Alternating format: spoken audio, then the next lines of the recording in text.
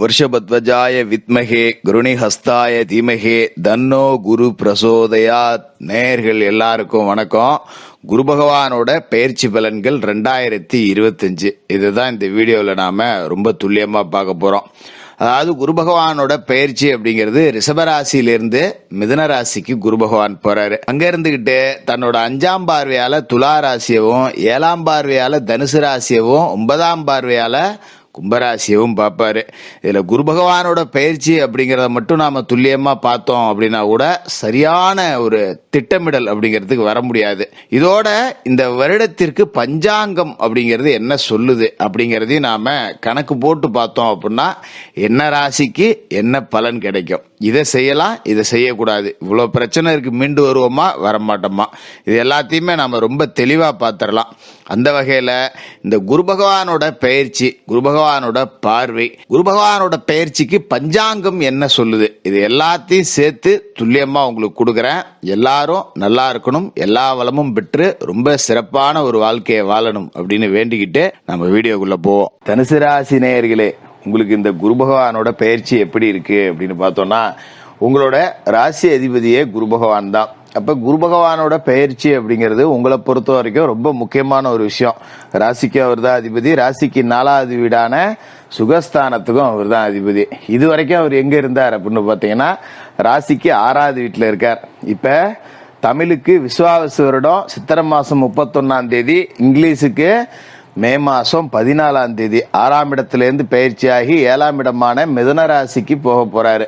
மிக அற்புதமான ஒரு மாற்றம் அப்படின்னு இதை சொல்லலாம். அதாவது பொதுவாகவே குரு பகவான் பார்த்தீங்கன்னா 2, 5, 7, 9, 11 இந்த இடங்கள்லாம் இருந்தார் அப்படின்னா அற்புதமான பலன்களை கொடுக்க போறாரு அப்படின்னு அர்த்தம். அந்த வகையில உங்களோட ராசிக்கு 7வது வீட்டுக்கு குரு போறார். இது வரைக்கும் இருந்த 6 அப்படின்னு பார்த்தீங்கன்னா 6ல் குரு, ஊரில் பகை, ராசி அதிபதி 6ல் மறைஞ்சிருந்து உங்களுக்கு நிறைய பிரச்சனைகள் அப்படிங்கிறத கொடுத்துருப்பாரு.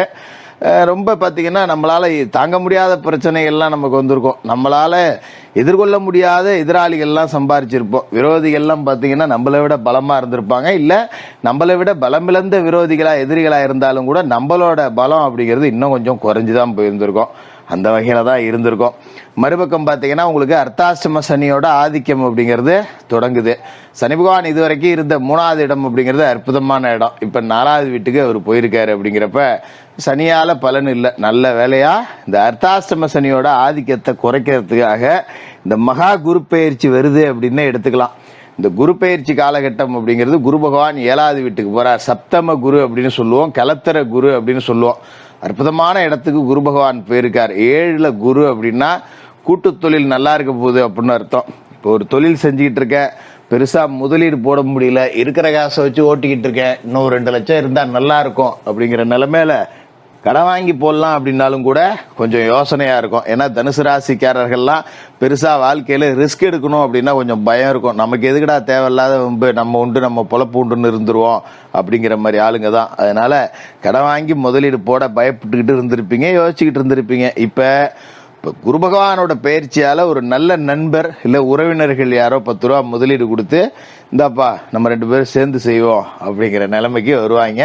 அப்படி ஒரு அற்புதமான குரு பயிற்சியா இந்த குரு பயிற்சி அப்படிங்கிறது இருக்கும். அப்ப அதன் மூலியமா கூட்டு தொழில 10 ரூபா லாபம் சம்பாரிச்சு ஏதோ வர்றதுல ஆளுக்கு பாதி பிரிச்சுக்கிட்டு சந்தோஷமா இருக்கக்கூடிய அமைப்பு அப்படிங்கிறது கிடைக்குது. இது கலத்தர ஸ்தானம் அப்படிங்கறதால திருமணமாகாத தனுசு ராசிக்காரர்களுக்கெல்லாம் திருமணம் நடக்கும். எத்தனையோ இடத்துல பொண்ணு பார்த்தேன், மாப்பிள்ளை பார்த்தேன், ஒன்றும் செட் ஆகலை. ஆணுக்கோ பெண்ணுக்கோ பல இடங்கள்ல வரன் பார்த்தும் கூட சரியா அமையல.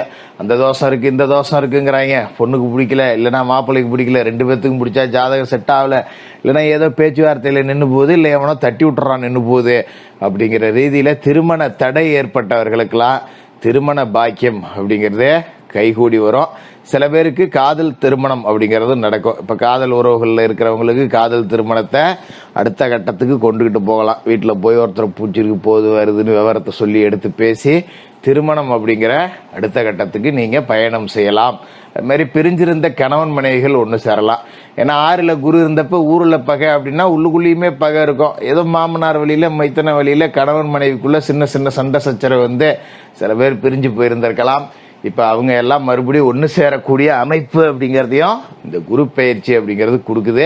இதோட 7ஆம் இடம் அப்படிங்கிறது நண்பர்களையும் குறிக்கக்கூடிய இடங்கிறத மறந்துடக்கூடாது. இப்போ பிரிந்த நண்பர்கள் ஒன்று சேரலாம். ரொம்ப நாளாச்சு ஒரு உயிர் நண்பன் எங்கே இருக்கான்னு தெரில, வெளிநாடு போனால் என்ன ஆனா ஏதானான்னு தெரியல, இதை நம்ம கொஞ்சம் பக்கபலமாக இருந்தவனை ஆளையே கண்டுபிடிக்க முடியலன்றவங்களுக்கு கூட இப்போ பல நாள் சந்திப்புகள் அப்போ நடக்கும். ரொம்ப சந்தோஷமா இருக்கும்.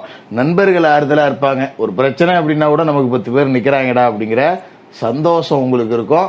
நண்பர்கள் மூலமா ஒரு தொழில் வளர்ச்சி, ஒரு ஒப்பந்தம் கிடைக்கிறது, தொழிலுக்காக 4 பேரோட பழக்க வழக்கம் உண்டாகிறது, இதெல்லாம் கிடைக்கும். அது மாதிரி ஊர்ல பெரிய பெரிய மனிதர்களோட நட்பு வட்டம் அப்படிங்கிறதெல்லாம் உங்களுக்கு கிடைக்கும். ஒரு பெரிய அதிகாரி, ஒரு பெரிய அரசியல்வாதியோட நட்பு, இதெல்லாம் கிடைக்கும். அதன் மூலியமா பல காரியங்களையும் நீங்க சாதிக்கக்கூடிய யோக அமைப்பு அப்படிங்கிறதும் இருக்கும். அந்த வகையில இந்த காலகட்டம் அப்படிங்கிறது உங்களுக்கு நல்லா தான் இருக்கு. அதோட குரு பகவானோட பார்வை அப்படிங்கிறதையும் நம்ம பார்க்கணும். குரு பகவானோட அருள் பார்வை அப்படிங்கிறது உங்களோட ராசிக்கு 11வது வீட்டில் விழுவுது. உங்களோட சொந்த ராசிக்கே கிடைக்குது, ராசிக்கு 3வது வீட்டுக்கே கிடைக்குது. இப்போ 11ஆம் இடத்துல குரு பார்வை விழுது அப்படின்னா லாபஸ்தானம். லாப வீட்டை குரு பார்த்து புனிதப்படுத்துறார் அப்படிங்கிறதால காசு பணத்துக்கு பஞ்சம் இருக்காது. ஏதோ கடனை உடனே இருந்த நிலைமை அப்படிங்கிறது மாதிரி கடனெல்லாம் அடைச்சிட்டு 10 ரூபா மிச்சத்துக்கு வரலாம். ஒரு தொழில் செஞ்சேன், ஒரு வியாபாரம் செஞ்சேன், ஒரு கடை வச்சிருந்தேன், சரியா ஓட்டம் இல்லை, மந்தமா ஓடுதுங்கிறவங்களுக்கு கூட இப்போ வியாபாரம் நல்லா பெருகும். அதுமாரி வேலை செய்கிற இடத்துல 10 ரூபா சம்பள உயர்வு அப்படிங்கிறது கிடைக்கும். இதெல்லாம் நடக்கக்கூடிய பாக்கியம் அப்படிங்கிறதும் உங்களுக்கு இருக்கு.